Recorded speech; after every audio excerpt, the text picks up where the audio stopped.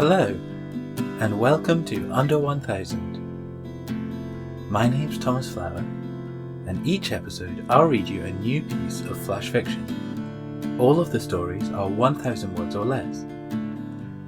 Today, I'll be reading The Most Beautiful Fear. Please be aware that this episode contains characters dealing with internalized homophobia.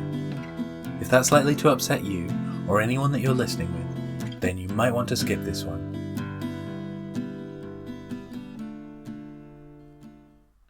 Aaron was so confused by what he was seeing.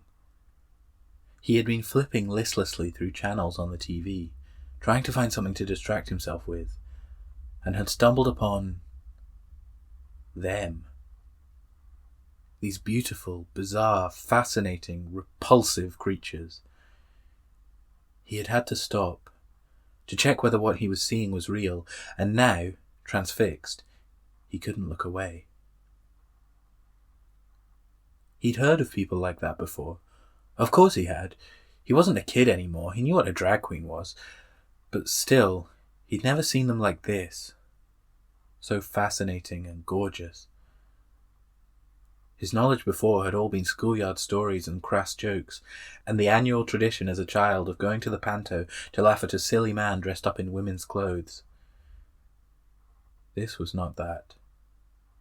They were something different. Nervously, he held the remote in his hands, ready to change the channel if either of his parents entered the room. He wasn't sure why what he was seeing seemed like a strange and forbidden experience, something he would be ashamed for them to catch him in the act of. He supposed there was nothing wrong with being interested in these people on the screen, and yet a stronger, more desperate part of him was deeply shaken by the very idea of his mum or dad knowing he had a curiosity for something so unusual. The terrified voice inside him was screaming out to flip over to something else or turn the TV off, to stop watching, to just stop. But somehow he couldn't. Some strange force compelled him to continue. It was just that he didn't want to be associated with them. That was all, he rationalized to himself. He may have come out as gay, but he wasn't that kind of gay. He was just a normal guy, just someone who wanted to settle down like everyone else, but with a man instead of a woman. That was it. He wasn't a weirdo or a pervert or any of those other names he'd heard people call those kind of gays. But now they were putting drag queens on TV and it was going to ruin everything for him. He grew angry suddenly. Why did they think they had the right, these glamorous clowns, to go out there and shove their deviance in everyone's faces like this? Didn't they know they would hurt the community? That they would bring down the normal gays like him who just wanted an easy life? It was reckless and irresponsible to keep pushing such frivolities in places where straight people could see them. They get the impression that everyone in the community was like this, and it wasn't right. Outraged and indignant, he held his finger dramatically over the remote's power button and held it there. For a second, which became a minute, which became a moment. He still couldn't do it. He wanted to bathe in the strangeness of it all. What was it that kept him so transfixed by them? He couldn't fathom it. His contempt and anger felt so strong, and yet he couldn't look away.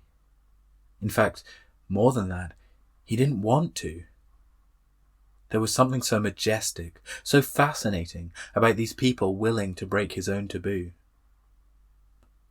They wore dresses and lipstick and beautiful long hair like it was no big deal, and somewhere deep inside he felt a terrifying curiosity to know more about this world. Could it really be true? Could such people exist and be loved and respected?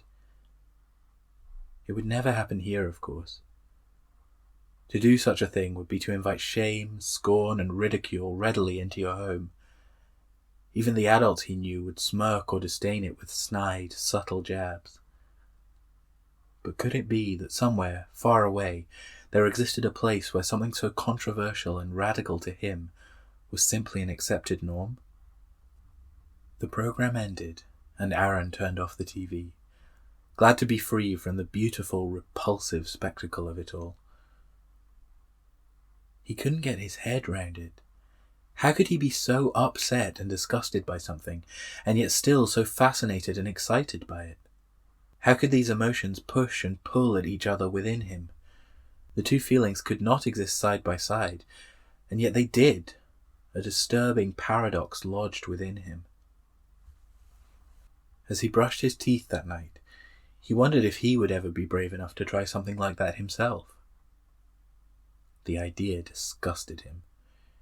He felt bile rising in his stomach at the imagined self he had constructed, and yet the curiosity remained. He wanted to see if he could be that figure he loathed so much, whether he could survive it and come out the other side. Perhaps, in that way, he could put his conflicted feelings to rest and end this divide he had created within himself. Impulsively, he reached into the bathroom cabinet and pulled out some old lipstick of his mother's. Plum red. The colour pleased him. Would it look good on his lips?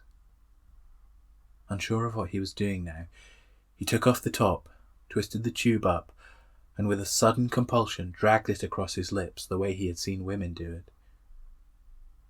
Throwing the lipstick back into the cupboard, he wondered what had made him so eager to try this, and what he should do now.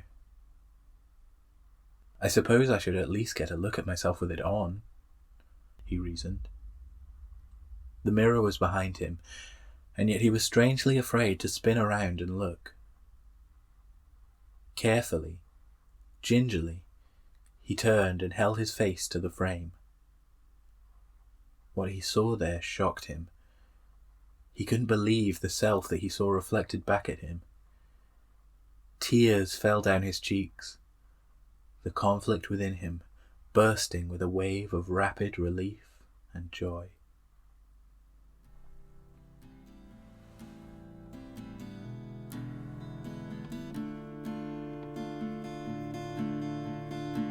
Thank you for listening to Under 1000. I'm your host, Thomas Flower. To follow the show online, look for Under 1000 Pod on Twitter or Facebook. If you'd like to support the show on Patreon, go to patreon.com/under1000pod, where you can sign up to read each month's stories in advance, as well as to have a thank you be read during these credits. The theme music is an instrumental version of In Between Days by Nick Tate and the Sharks. To hear the full song and more from the same EP, go to Nick Tate, NICTATE, and thesharks.bandcamp.com, or search for them on your favourite streaming platform. I hope you enjoyed this episode, and that you'll join me again next time for some more super short fiction.